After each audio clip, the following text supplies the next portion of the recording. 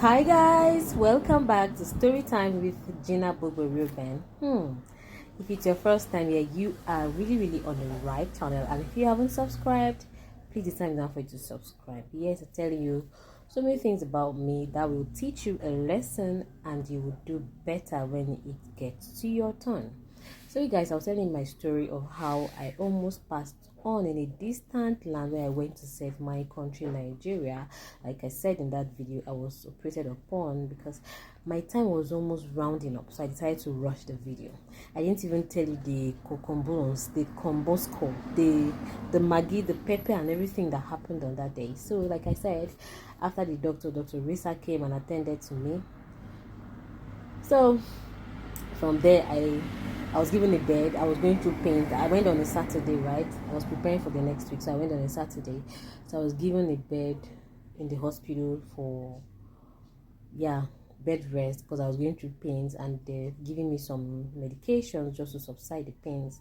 The pains were becoming severe, but the second, every minute of my life that day was something else. So my friends came to the hospital to stay with me that night. My friend Chidima, oh, I love Chidima, God bless her wherever she is right now. Chidima Lizzie Lotana, I heard the pharmacist. I was trying to remember his name. His name is Lotana. Yeah, he's an Igbo guy, very intelligent pharmacist. I must say, he really assisted me during my service here. So Lutana was also there. My cartel members were there, but Lizzie was acting somehow. She was angry. Why would I want to? I mean, I should call my parents now. I should call my parents. I should call the people to start coming. How will I have a surgery done in a distant land? I should come and start going back to my state. I'm actually from Cross River State, so you should know the distance between Cross River State and Oshun. So the distance was just too much. I should call my people. How can I come and get operated on in a distant land? She was also uncomfortable. She wasn't even talking to my other friends. Chidima was like, why are you behaving like this? What kind of a human being are you? Why are you doing all of these things? So my parents, like I said, so that night, and I said we should pay an advance of, okay, before I even got attended to, I'd already paid an advance of 10,000 naira when the doctors were doing investigations. So later that night, it was already late, and my parents are grown ups. They don't have they don't have apps in their phones to go and start transferring money, that kind of thing. So that night I was like, okay, then I said we should pay, what was it, 20 something thousand again after 10. That would be like 30 something thousand to get a bed or so, a bit, to give me some medication. So I'm like, okay, Chidima, then they didn't even tell me. Chidima was now trying to liaise with some of my other friends, like my cartel members, Lizzie and Lotana. These were like, she doesn't have money. Chidima, yeah, she was also scared. She was thinking maybe after I recover, I won't pay her money and all of that. And I told them no, they didn't even tell me. They were trying to do it within themselves. So when I got to hear, even though I was going to pay, I'm like, no, I have money in my account. As a copper, I had my personal money before even going for service. I had so much money in my account, so I wasn't even touching my lawi. You guys get. So my lawi for the first, okay, that was December, January, February. I don't even touched my money, so it was the money I have. And I told them no, they shouldn't bother themselves. And I gave Chidima my ATM to go outside to go withdraw money from me. Then the next day, Chidima suffered that night. Chidima and Lutana were almost kidnapped that night from the hospital going out, because Oshun is not a place you should joke with. I don't know if you guys have heard of Oshun, Ile-Ife to be precise. After the war between Modakeke and Lagere, something like that. Since that time, Ife and Modakeke, something like that, they've been this kind of fear. Before it gets to like 9 o'clock, everywhere is down. People have shut down. Everybody's sleeping. And you can imagine the time they were good. That was around after 10. They almost, not for God, I say, see me, see Wahala. So that was her. Chidima and Lutana had to go out because there's some things they prescribed for me. They were not inside the hospital. They had to go out to get them. They saw Pepe that day, but I'm so grateful to God that it all went well. They came back. And I think Chidima was one who passed the night with me in the hospital that night. Chidima and Lutana and Lizzie went back. Chidima passed the night with me in the hospital. Then from there, then I was in the reception venue. After then, I was now transported to the main ward, which was the next day, Sunday. Then that next day, my parish priest that was in the family house, like I said, as a copper, we used to have a reverend father who was the only child of his parents but decided to go serve God. He was a reverend father and a very handsome one at that. If you see him in fresh, he schooled abroad. So he came to the hospital to visit me with our mama in the NCC house. They brought food, but I couldn't eat. They even gave me food there, but I couldn't eat because obviously I was going to go into the surgery room that night. So I was not meant to eat much. I just managed. Father came, Father prayed for me. It was so emotional. He said I should not worry, everything will be fine. Before that time, my account bounced. Money was coming in.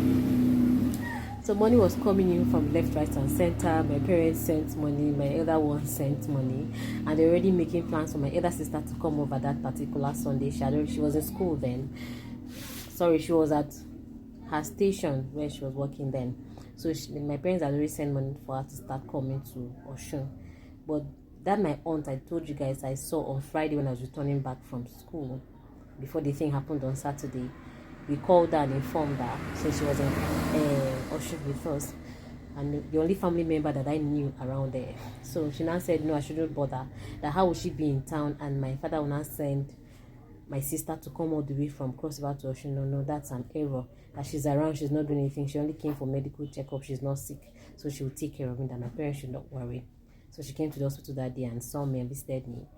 Then my sister had to go back on Monday, back to her station.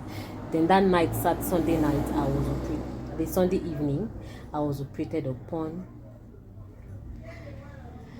After which, Chidima and Mama then came. Chidima, God bless you wherever you are. If you see this video, just know I love you so much. I love you. Thank you for being nice to me. So, Chidima and Mama were the one that actually rolled me from the theater back into the ward. It was amazing. The love was there. Lizzie was busy complaining.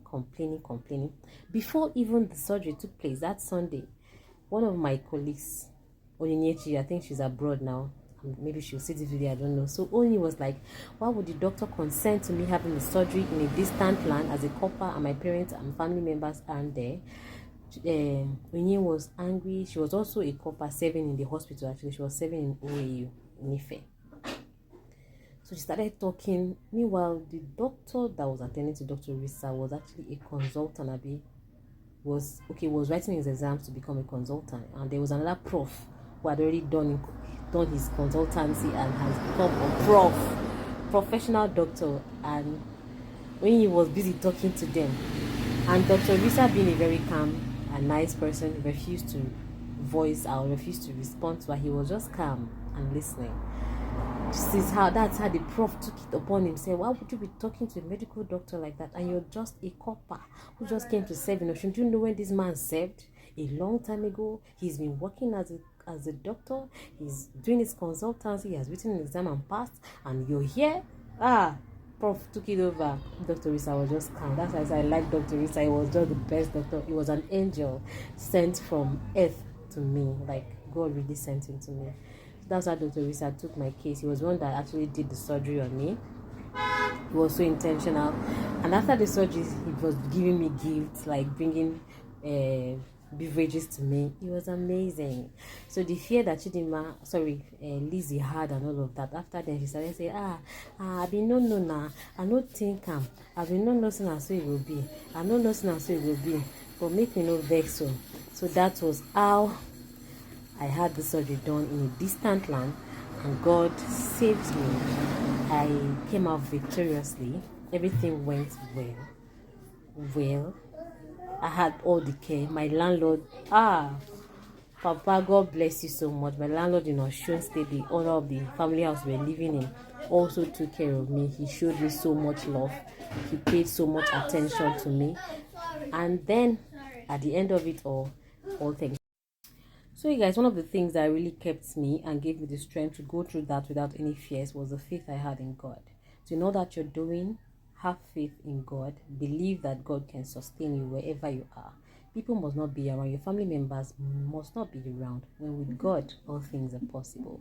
Just be strong. Thanks for watching. Please subscribe to the next video. Bye.